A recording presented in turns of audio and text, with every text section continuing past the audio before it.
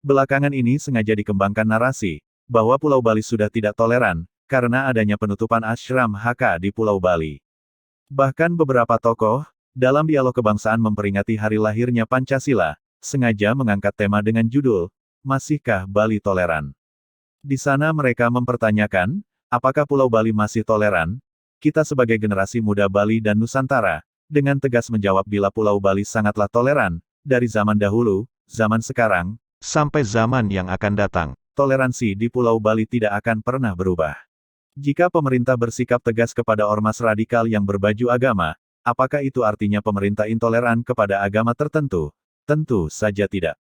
Begitu juga dengan aliran Hakka, ajaran mereka sudah dilarang sejak tahun 1984, ini sesuai dengan keputusan Jaksa Agung Republik Indonesia Nomor 107 Tahun 1984, yang melarang peredaran barang cetakan yang memuat ajaran Hakka di seluruh Indonesia, tetapi mereka tetap saja menyebarkan ajarannya, kepada masyarakat Bali yang sudah beragama.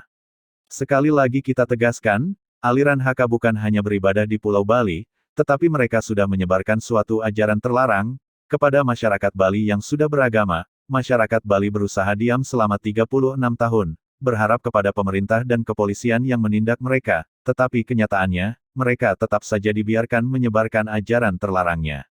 Selama 36 tahun masyarakat Bali berusaha diam, itu menunjukkan betapa tolerannya masyarakat di Pulau Bali. Toleransi di Pulau Bali sudah mengakar dari ajaran leluhur Bali dan Nusantara, sejak ribuan tahun yang lalu. Pada abad ke-9, di Bali ada banyak sekte, masing-masing sekte sering bentrok dengan sekte yang lain karena perbedaan. Akhirnya Raja Dharma Udayana, meminta bantuan kepada Hyang Mahaguru Empu Kuturan dari Jawa Timur, untuk menyatukan semua sekte yang ada di Bali. Dan di Pura Samuan Tiga Gianyar, semua sekte di Bali disatukan ke dalam konsep Kayangan Tiga, yaitu Pura Puseh, Pura Dalem, dan Pura Bale Agung. Semua desa wajib memiliki Hayangan Tiga, dan semua sekte termasuk sekte Wisnu atau Krishna, juga mendapat tempat penghormatan di Pura Hayangan Tiga yaitu di Pura Puseh. Itu membuktikan bahwa Pulau Bali sangat toleran terhadap semua sekte, semua kepercayaan, dan kepada semua aliran yang ada di Pulau Bali. Jangankan kepada orang yang berbeda agama, kepada butakala yang tidak beragama pun, kita hormati mereka dengan memberikan suguhan, kita doakan mereka atau nyomia butakala melalui upacara pecaruan, agar mereka bisa terbebas dari alam setan, dan bisa terlahir di kehidupan yang lebih baik dan bisa mencapai moksa. Itu bukti bila Pulau Bali sangat toleran kepada semua makhluk, bahkan kepada makhluk bawah yang tidak beragama sekalipun.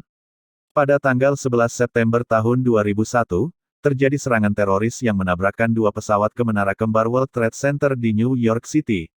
Setelah kejadian itu, tidak terhitung berapa jumlah peluru dan bom yang diledakkan di Afghanistan dan Irak, karena kemarahan Amerika kepada teroris. Di Bali pada tanggal 12 Oktober tahun 2002, juga terjadi serangan teroris yang memakan banyak korban jiwa, tetapi tidak ada satu batu kecil pun, yang dilemparkan ke tempat ibadah orang lain. Sekali lagi, tidak ada satu batu kecil pun, yang dilemparkan ke tempat ibadah orang lain. Itu adalah bukti betapa tolerannya Pulau Bali, bahkan kepada mereka yang telah menyakiti Pulau Bali.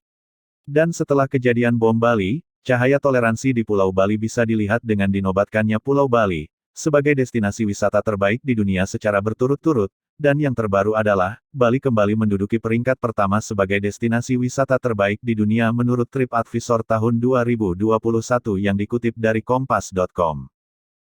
Salam Rahayu, Rahayu, Rahayu.